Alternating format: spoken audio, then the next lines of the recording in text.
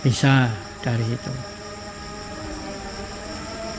Kemungkinan kalau punya keluarga meninggal, keluarganya kelihatan susah, kelihatan gimana lah, yang tidak senang, itu kemungkinan ada yang selamanya saya belum pernah merawatnya misalnya, kok tiba-tiba meninggal, itu juga bisa. Selama ini saya belum pernah mengabdi dengan orang tuaku, tiba-tiba tahu sudah meninggal, ini merasa haru, lelap dan sebagainya. Itu kemungkinan. Jadi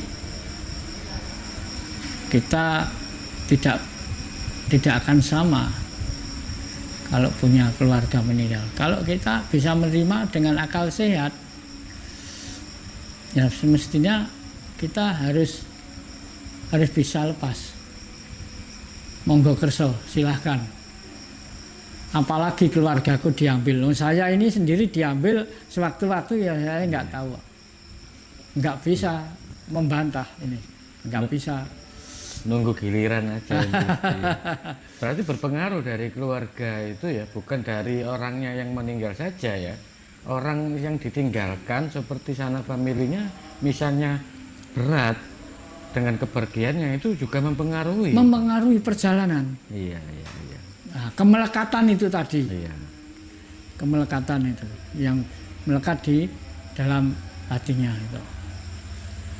Kadang memang ada keluarganya meninggal tapi kelihatan rileks aja, tapi ya walaupun bagaimanapun nggak bisa. Sedikit pun ya pasti ada rasa getun itu, menyesal itu pasti ada, tapi nggak begitu kelihatan. Sebetulnya kita ini dikatakan antri mati ya enggak. Nyatanya orang hidup pasti akan mati. Kalau antri mati kenapa? Sakit dibawa ke rumah sakit. Iya. Dicarikan obat, carikan tombo. Iya. Enggak toh? Iya. Tidak semudah itu. Itu akan kita alami. Kok kenapa kita lawan? Itu pasti. Gitu, ya? Itu pasti kodrat takdir itu. Kematian itu. Jadi ya enggak bisa. Jadi, kita begini Bapak. Ketika orang kan yang sudah sakit-sakitan, yang sudah sembuh banget, itu pastinya kan ya kepingin sembuh memang Bapak. Ya. Akhirnya dia berusaha untuk dibawa ke rumah sakit atau mungkin keluarganya yang membawa. Meskipun yang si sakitnya itu tidak mau, mungkin keluarganya yang kepingin dibawa ke sana. Tapi kalau memang ini suatu hal yang harus dilalui, namanya kematian itu, semua kan pasti. Terus itu apakah termasuk juga rasa penolakan, rasa istilahnya rasa belum siap untuk mati, atau bagaimana itu Bapak? Gini, misalnya ada keluarga yang sakit, nggak sembuh-sembuh, diusahakan berobat di rumah sakit, di mana? Karena ya walaupun orang ini sudah tua, kan kalau bisa kita berusaha. Sudah ada pepatah kata, manusia berusaha, Tuhanlah yang menentukan. Itu bagi orang yang berketuhanan kan itu. Manusia hanya bisa berusaha, Tuhanlah yang menentukan. Lah ini. Walaupun bagaimana, kita berusaha ini termasuk pengabdian kepada orang tua, bukan suatu penolakan kematian. Apabila mungkin Tuhan masih mengendaki hidup 1 bulan kah, atau berapa bulan atau berapa hari, misalnya gitu. Jadi kita bukan suatu penolakan kematian, ya bukan. Kita dikatakan antri mati, ya bukan. Ya bukan, iya. Nggak bisa. Kita sakit wajib berobat, cari tombo. Kalau nggak mau berobat itu katanya, waduh gimana ya? Lain kalau memangnya nggak mampu tidak mampu berobat. Iya. Beda. Kalau sudah tidak mampu, gimana lagi wong nggak mampu. Nah, tinggal menerima apa adanya. Yang penting kita ini belajar, kalau istilah Jawa sumeleh, berserah diri kepada Tuhan. Nah, Tuhan lagi ini. Iya. Nah, sebetulnya Tuhan itu apa? Siapa? Di mana? Bagaimana? Milik siapa? Untuk apa? Itu tadi ada suku apa itu katanya tidak percaya bahwa Tuhan itu ada. Ada yang gitu toh. Iya. Tapi mungkin yang dipercaya lain, bukan Tuhan namanya, entah apa. Iya. Kan beda sebutan aja. Beda sebutan aja. Ya, dia mengerti nama apa, sebutannya apa. Yang penting Tuhan itu ada. Kalau mau belajar, mau sinau, mari kita. Agama yang dipelajari sebetulnya kayak ketuhanan loh. Iya. Bertuhan lewat kepercayaan apa saja, penghayat apa yang dipelajari itu ketuhanan. Lah kita sekarang yang sudah berusia segini, ayo belajar ke dalam. Cari sendiri, menemukan jalan di mana. Tuhan itu apa ya? Kalau gitu Tuhan itu apa? Siapa? Di mana? Milik siapa? Untuk apa ini? Kok semua cari Tuhan? Nah ini. Nanti ada tanda-tanda atau ada apa ya? Tanda-tanda kita telah dekat dengan Tuhan. Makanya saya kan sudah sering saya katakan, kalau cari Tuhan,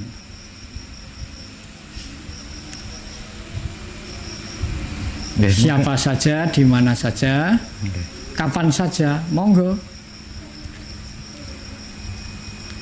Harus mengerti Tuhan itu apa, siapa, dan di mana, milik siapa, untuk apa. Kalau nggak ngerti kok cari Tuhan, kalau hanya omong kosong belaka ya untuk apa?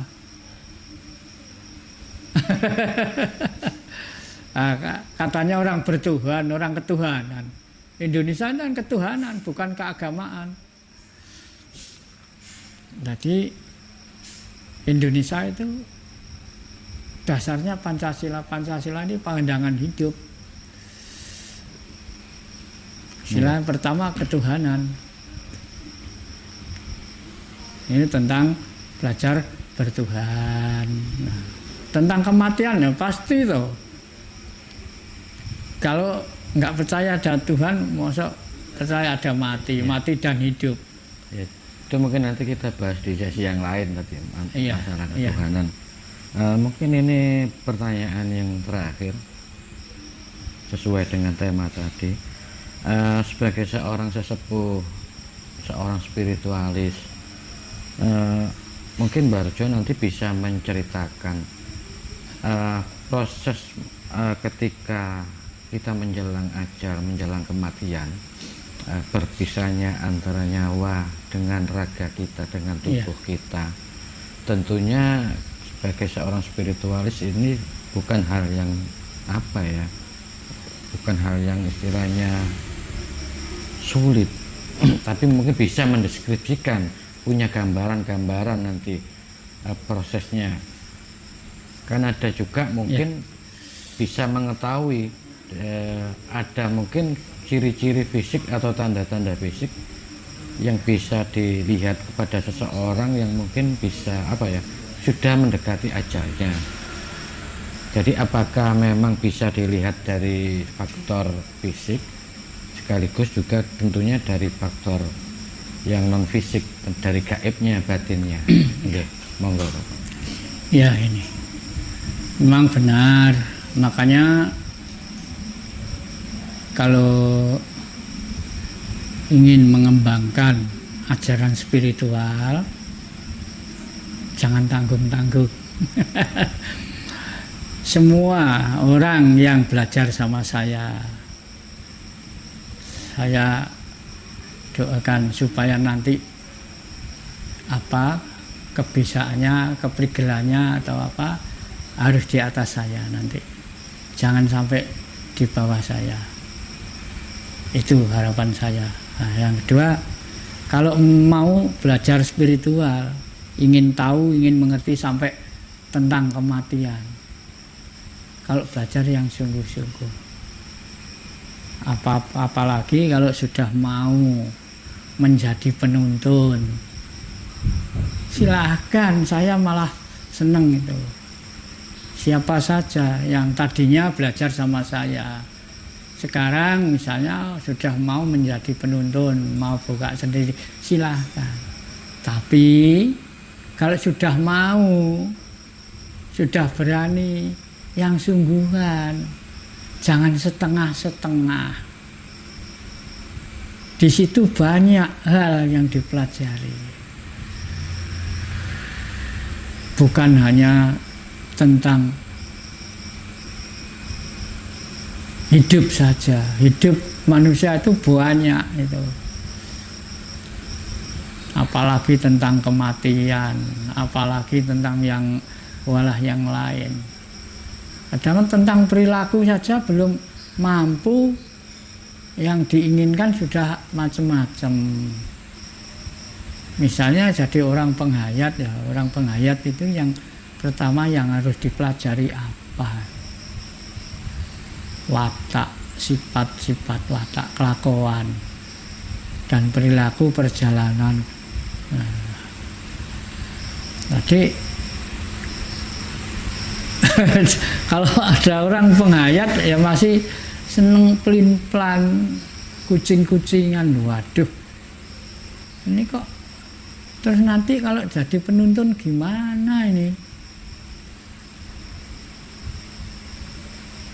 Teman sama teman, saudara sama saudara, ya masih merasa paling hebat. Nah ini merasa paling pinter. Waduh, itu bisa apa kok kamu belajar di situ? Ayo ikut saya loh. Orang penghayat kok gitu, itu gimana terus yang diajarkan apa? Tentang lahir saja belum lengkap. Nanti malah kadang-kadang diisi yang macam-macam, yang bukan semestinya.